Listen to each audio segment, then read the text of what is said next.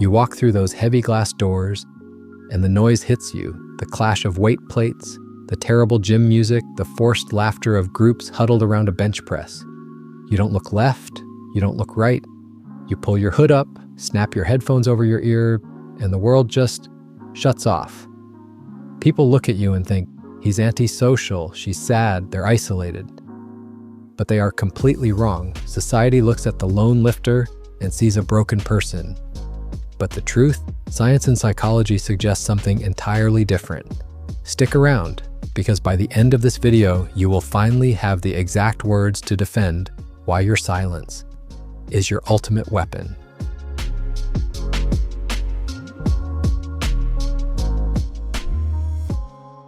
Think about the exact moment it happens.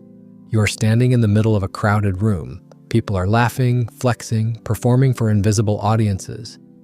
And you feel this deep, heavy paralysis at the thought of taking out an earbud to say hello. It feels like your battery is in the red, flashing, warning you of a total system failure. You can physically feel the exhaustion behind your eyes. It's not that you hate these people. It's that the mere act of forming words, of pretending to care about the weather or their weekend plans, feels like lifting a boulder. You've never been able to explain this paralysis to anyone without sounding like a jerk. So, you just stay quiet. But here's the reality. This is not a social defect. According to Edward Deci and Richard Ryan's self-determination theory, human motivation is divided into the extrinsic, driven by outside rewards and social approval, and the intrinsic. When you shut the world out, you are entirely severing your reliance on extrinsic validation. You are proving that your drive does not require applause. It is a raw, internal survival mechanism. You aren't putting those headphones on to build a wall against them. You are building a fortress to protect yourself. You are violently managing your cognitive load. Every forced interaction, every fake smile, drains the exact glucose and mental bandwidth you need to push your body to the limit. You aren't ignoring the room, you are hyper-focusing your finite energy. Let's go back to where this really started. Why do you need this barrier? Look at your life outside these walls. You live in a hyper-connected, relentlessly demanding era. You are required to be on at work. You are expected to be available via text 24/7. You are navigating the emotional weight of your family, your relationships, the endless noise of the grid. By the time you touch the iron, your social battery isn't just low, it is dead. This isolation at the gym isn't some edgy personality trait you chose. It is an evolutionary adaptation to an environment that never, ever lets you rest.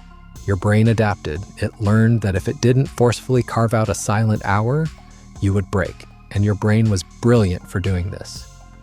Mihaly Csikszentmihalyi, the pioneering psychologist behind the concept of flow, proved that a true flow state, that deep, almost spiritual zone of total absorption, cannot exist in a fractured environment. It requires the aggressive elimination of external stimuli. When you drop into that silent space, your nervous system is actually operating at its highest possible frequency.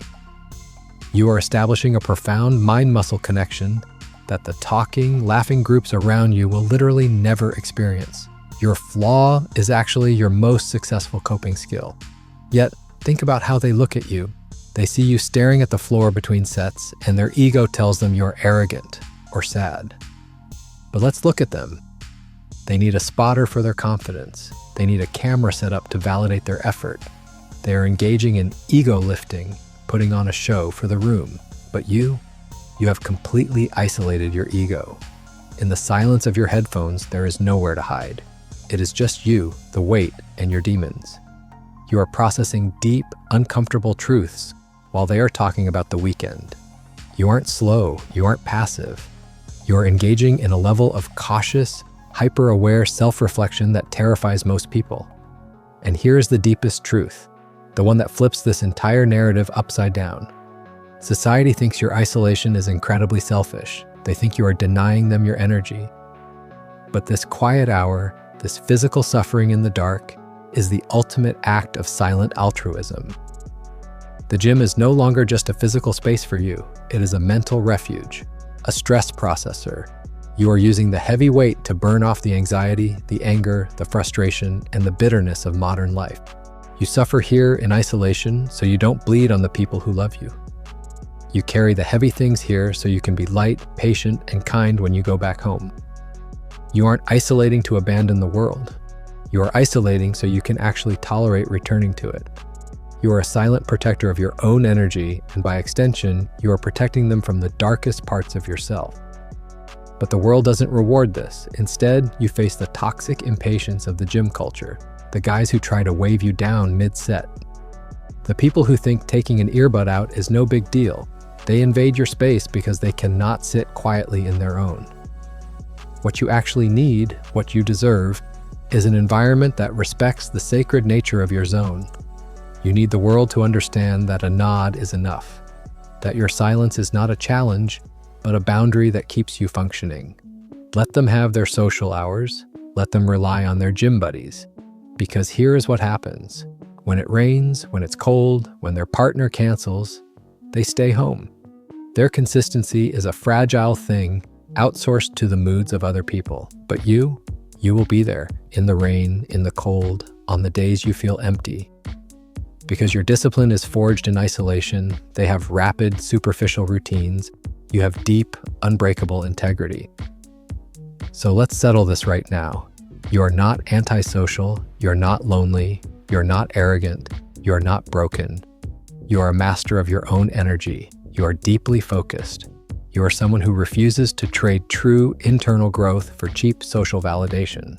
The next time you walk through those doors, pull your hood up and press play. I want you to feel the absolute power in that choice. You don't need to change. You don't need to smile more. You just needed to understand the mechanics of your own strength. If this resonated with you, if you finally feel like someone reached into the noise and handed you the exact words you've been searching for your whole life, hit subscribe. Stay here in the liminal frame. We understand your silence, and you never have to apologize for it again.